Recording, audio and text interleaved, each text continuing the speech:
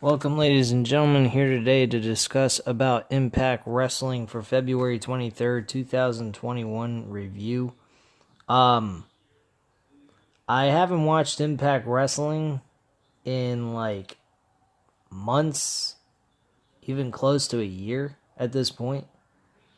So there's some of the characters I'm not very familiar with. I'm not familiar with some of the storylines that are going on. I kind of checked here and there through the dirt sheets and other wrestling websites, giving the results of what champions are what and so forth.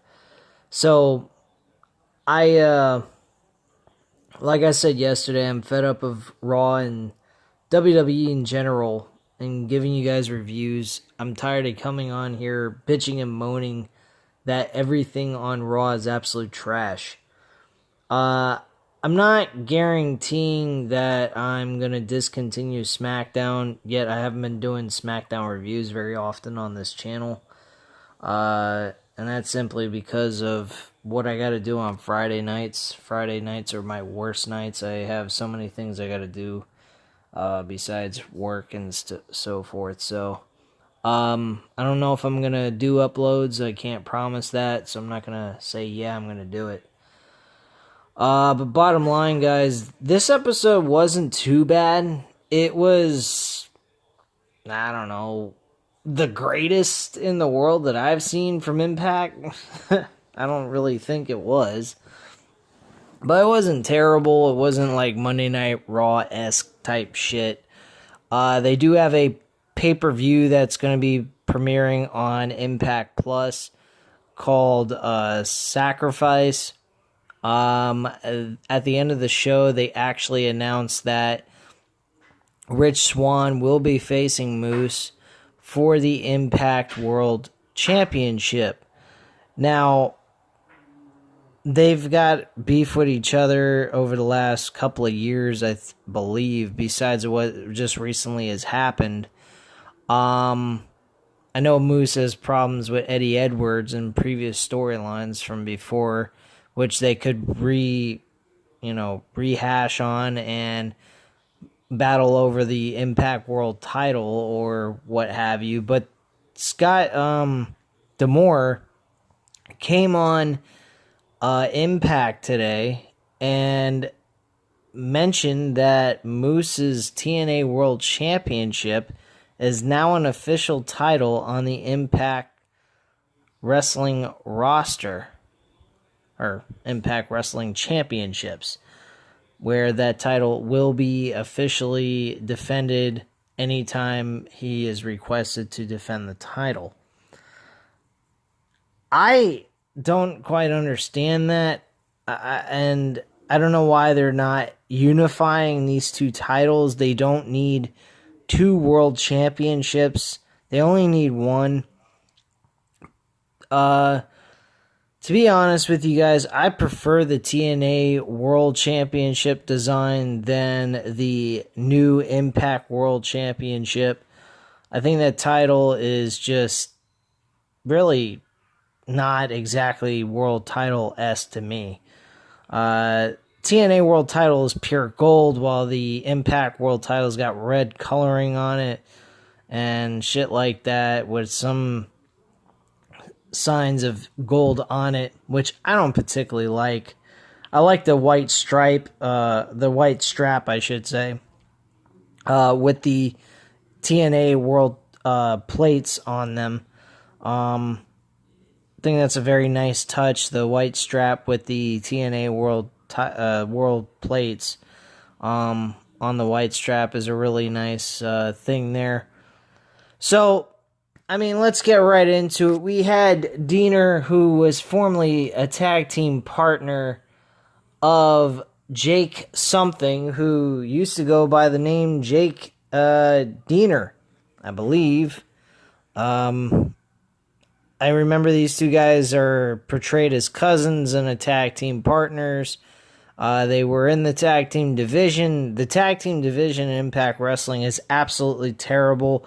They're reaching out to New Japan Wrestling, like Juice Robinson, and I forgot his tag team partner's name, but he's actually placed in this. They're placed in this for within Impact because New Japan Wrestling, AEW, and Impact Wrestling themselves are all in a partnership where they allow their talent, like one or two talents, to appear on somebody else's show and actually perform there, and vice versa, I would imagine. So I haven't heard anything about Impact wrestlers performing at a New Japan Wrestling episode or at a major event that's like considered to be their pay-per-view type style of match card, or anything like that. But we did have Jake Something defeat Diener. I think the name Jake Something is completely fucking stupid. They really need to rename Jake Something into something else because Jake Something is just fucking retarded. Could you imagine this man carrying around a singles title by the name Jake Something? It sounds so fucking ridiculous to me. And like I said, I haven't been watching the show on a week-to-week basis, even though I've been doing reviews. So don't get me wrong, I'm not very familiar with everything that's been going on in Impact, but I'll be quite frank with you guys. You don't have to be a genius to figure out the name Jake Something is a terrible fucking name. Moose interrupts a post-match celebration. So Something celebrates inside the ring when suddenly Moose comes out of nowhere and ambushes Jake Something with a spear through a set-up table. Moose then proceeds to pull out a chair and calls Rich Swann out for a championship match, which I do remember him trying to get this title opportunity, and he's been trying to go after the world title for like a year now, which is great storytelling, and that's what brought about the TNA world title, is his feelings that he's just not been given a world title opportunity. And in reality, he has not. He hasn't gotten a world title opportunity. He hasn't been able to perform for the world title. The last time, I think, off the top of my head, he had a championship opportunity for the world title was against Austin Aries in Slammiversary of 2018. I might be wrong about that. He may have gotten a world title match after that too. But I don't quite remember, and if it did happen, it was probably nothing memorable about it, and what brought him to that world title opportunity. But bottom line, like I said, he brought the TNA world title as a way of saying, I'm the real world champion, because nobody else will give me the shot. I'm declaring myself as the champion to begin with. Like I said, Moose actually is awaiting the Impact World Champion. The Executive Vice President of Impact Wrestling, Scott D'Amore, makes his way out as the music hits the speakers of the Skyway Studio Arena, and D'Amore starts off by demanding the TNA World Champion gets out of the ring. After that, D'Amore also mentions that for Moose's information, Rich Swann is not even in the building tonight, which is not true. He later shows up at the end of the show to attack Moose after Moose retains his TNA World title against Jake Something. D'Amore continues on. Like I already stated, that World Championship TNA World title is now going to be a official title on the Impact show. And he's supposed to defend it against Jake Something later on in the main event of Impact. So that's what we got as our main event. The commentary team then states that part one of the number one contenders match for the X Division Championship is Trey Miguel, Willie Mack, and Josh Alexander versus Chris Bay, Black Taurus, who's part of Decay, which I don't know why. I have no idea. And Ace Austin. This is a 6-man tag team match, and the tag team, the winner of the 6-man tag team match would then have the 3 opponents or participants of that 6-man tag team that won compete next week in a triple threat match to then finally determine the number 1 contender for the X Division Championship, which I'd imagine is going to take place on Sacrifice on March 13th. So, nice little style there. I actually enjoyed the creativity there with the 6-man tag team wrestling.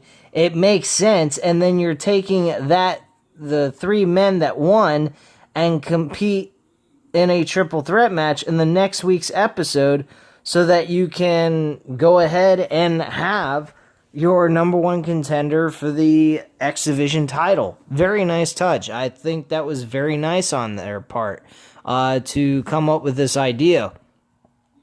Chris Bay and Ace Austin plus Black Taurus win this matchup. This match was alright. Wasn't too bad. Backstage, we have Sami Callihan kind of antagonizing Trey Miguel. I got to admit, guys, Sami Callihan has been mistreated. Another person I am really high on is Eddie Edwards. These two guys did not get legit world championship runs. These guys, their title runs were way too short, in my opinion. I think Sami Callihan should have remained world champion until he faced fucking Eddie Edwards for the championship at Slammiversary. I think those two guys should have went at it for that world title, but they had to give the title to fucking Tessa Blanchard for a run that ended up being nothing. An absolute fucking nothing. And his run as world champion was shortened by the idea of giving a men's world title to a woman. Now, granted, I loved the idea at first. I won't deny that. I was high on the idea. My problem with it was Sami Callihan had to be the guy to take the loss. And I'm not particularly fond of that idea. Now, granted, he did get 2 wins over her, so she deserved to have an opportunity to win that match. But it should have been after he lost the world title to somebody, and that should have been later on in that year, which I believe was in 2020. I think after he lost that title, I kind of just stopped watching altogether. I just didn't give a flying fuck. I went back to check out all the missed episodes that I didn't catch live, and I tuned back in for it for a little bit. I was getting bored of the idea, the whole entire show, and I stopped watching it altogether. From that point on, I think it was right around the time they were stripped. Yeah, it was right around the time. By the time they got to Slammiversary of 2020, that's when I stopped watching it altogether and didn't tune back in until just now. So that's how long I've been away from watching Impact Wrestling's live episodes. So yeah, Sami Callihan goes ahead and catches Trey Miguel, and he then proceeds to once again continue to taunt him from last week, which I wasn't aware of, and Miguel has enough and snaps on the draw. They then go to Tony Khan and Tony Schiavone to advertise AEW. And they were shitting all over fucking Impact Wrestling, their creative, and their entire roster, saying that they're crap. Even Brian Cage mentioned the Impact Wrestling World title hasn't been relevant since he last held it. I don't know if that's entirely true, but let's get real. Impact Wrestling has not been that great, but I'll take it over fucking WWE Monday Night Raw. Let's be real. Monday Night Raw is the worst fucking product in the world right now when it comes to professional wrestling. They are shit. I can't believe that that's a 3-hour show on top of it. AEW also goes over the list of matches that are going to be taking place on Dynamite tomorrow. So that should be somewhat entertaining. The main event, I don't particularly care for. It has fucking Lance Archer versus Rey Fenix in a ladder match just to determine who gets to have a spot on the pay-per-view of Revolution. That is pretty fucking pathetic. I don't know why the hell they need to do something like that for, but whatever. We had Havoc backstage begging this chick that she's been a tag team partner with, named Navia, to rethink about them remaining a tag team, because Navia wants to discontinue their tag team relationship. At this point, Navia mentions she's not wanting to be tag team partners. She prefers to be a singles competitor. And then Tennille Dashwood and Caleb, with a K, try to recruit Havoc to their team. She declines their offer harshly, is what it's trying to say. Next up was Triple XL versus the Good Brothers for the Impact World Tag Team titles. The Good Brothers end up winning this match easily. Triple XL is not all that interesting. They look like a ripoff of fucking Otis and Tucker Knight, the Heavy Machinery. That's what they look like to me. Only way out of shape. And that's all I gotta say about that. We then get a segment with At Johnny Swinger's Palace, which is basically a bar and a place where people can gamble and play blackjack. This was fucking horrendous and terrible. This was like watching a WWE segment. It was fucking horrendous. We see James Storm and Chris Sabin, who are now tag team partners.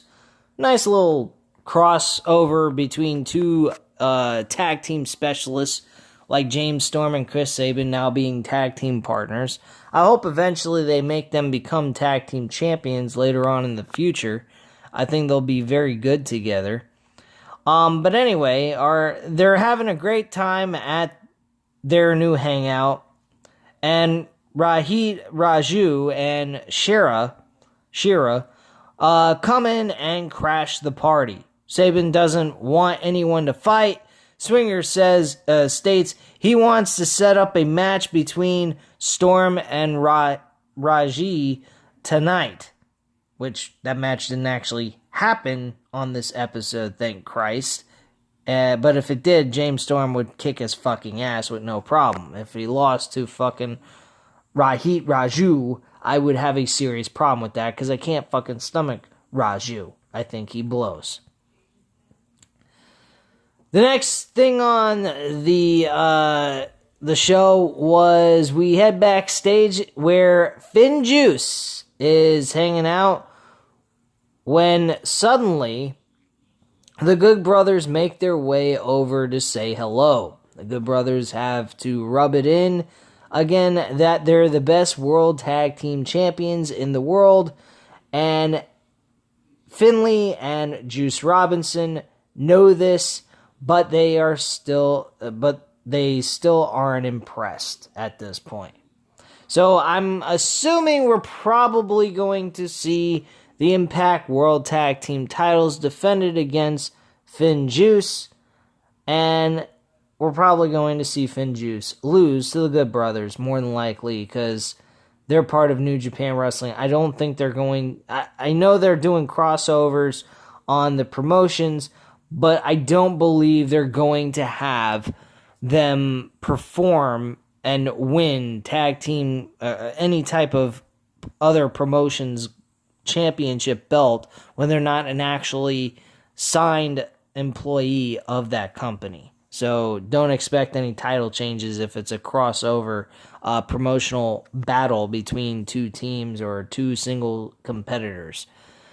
Eddie Edwards versus Brian Myers, which did not occur. This match did not happen. It was canceled because a so-called lawyer that Brian Myers decided to hire claims that in his contract on 17H, that if he has an injury and is not medically cleared to perform, he has the right to discontinue the match and have a replacement. So they declare that Eddie Edwards will be facing Hernandez. Oh, how wonderful. Well, that match didn't last too long. Eddie Edwards wins that match against Hernandez with the Boston Knee Party and picks up the victory. And that's basically that. We then also had, give me 1 second here. We also had a women's tag team matchup with Jordynne Grace and Jordynne Grace and Jazz versus Su Yung and some other woman I forgot. Let me scroll down here and see if I can find it. Su Yung and Kimberly Lee. This matchup was a fucking joke. Did not care for this match whatsoever. And if you missed it, you didn't miss much. It was shit. Anyway, we go backstage. Following the match, we head backstage where Matt Cardova.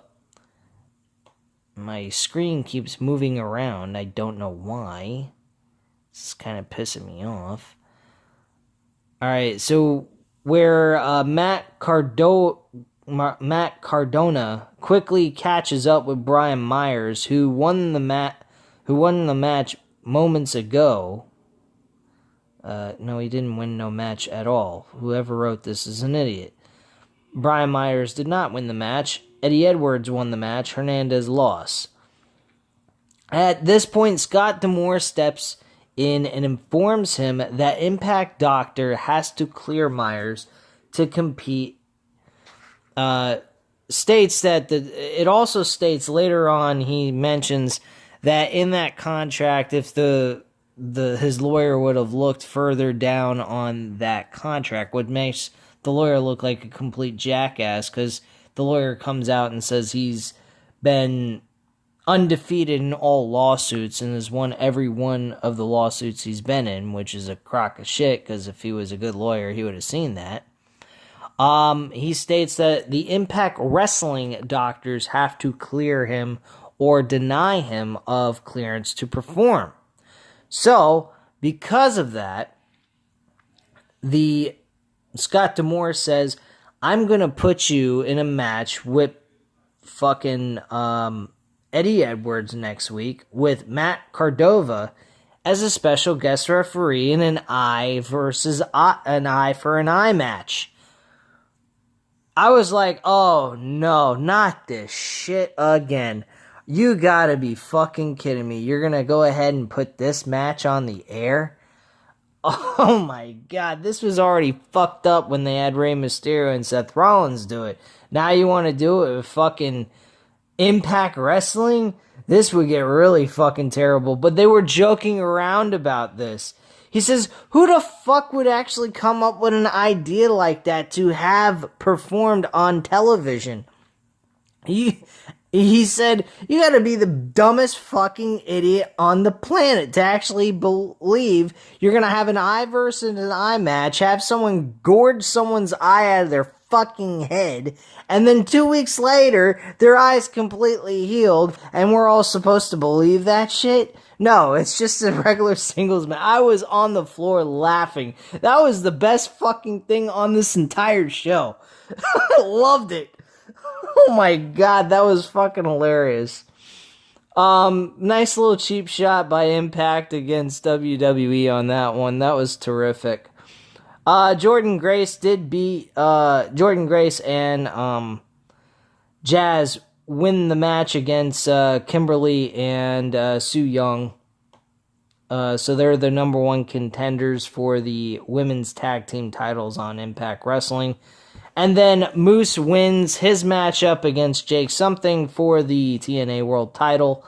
And it has been officially announced now Rich Swann will be going up against Moose for the Impact World title on March 13th for Sacrifice. Now, again, as I mentioned earlier in this video, why aren't they unifying the TNA World Championship with the Impact World title? It makes no fucking sense not to. That's something that really confuses me and it throws me for a fucking loop. So I'm not quite understanding the reasoning behind that, but whatever. I don't really care. Like I said, I haven't been watching the show in almost a year now. So, bottom line, guys, we are going to be getting a good matchup between Rich Swann and Moose at March 13th's Sacrifice on Impact Plus. I will state this. I think that Rich Swann should lose the TNA, the Impact Wrestling World title at this point to Moose and just unify the fucking titles. Either continue with Moose carrying around the TNA World Championship or totally just throw out that fucking title and forget all about it. I don't think Rich Swann losing the title to Moose would be terrible because they've already built a year-long storyline with Moose carrying around a TNA World title where he says he is the real world champion. It's very similar to what Taz did in ECW back in the day. Why not do the same here? It's not like Rich Swann was dodging him or ducking him for a title defense against Moose. It's just, it didn't happen. Now he's finally giving him that shot since, like, you know, Rich Swann's been attacked several times by fucking, from Moose on several different occasions, which I've heard in the dirt sheets and so forth, just to get an understanding of what's going on. But honestly, I don't quite understand why the titles are just not being unified. Really, I don't. So, that's the only setback I have on this whole matchup that's set up. But other than that, I mean, I think the match between Moose and Rich Swann should be good. There is a little bit of a disadvantage to Rich Swann since he is a smaller guy. He's about 5'8", maybe 5'9". Moose is about 6'10", maybe 6'11". He's a pretty tall dude, and outweighs him by like 100 pounds more than likely. So I mean, there is definitely a disadvantage in height and weight, but with the storyline built up between these two guys, I actually think it's well worth going about doing. And I definitely think that Moose should actually win the Impact World title at this point, since he's been built up with this World Championship with the TNA World title for almost a year now. So anyway, guys, at this time, you know what to do. Hit the like button if you like this video, hit the subscribe button if you're not already subscribed to the channel, and leave a comment down below, and I'll definitely get back to you on that. And I thank you very much for watching. Have a great night, guys. Bye.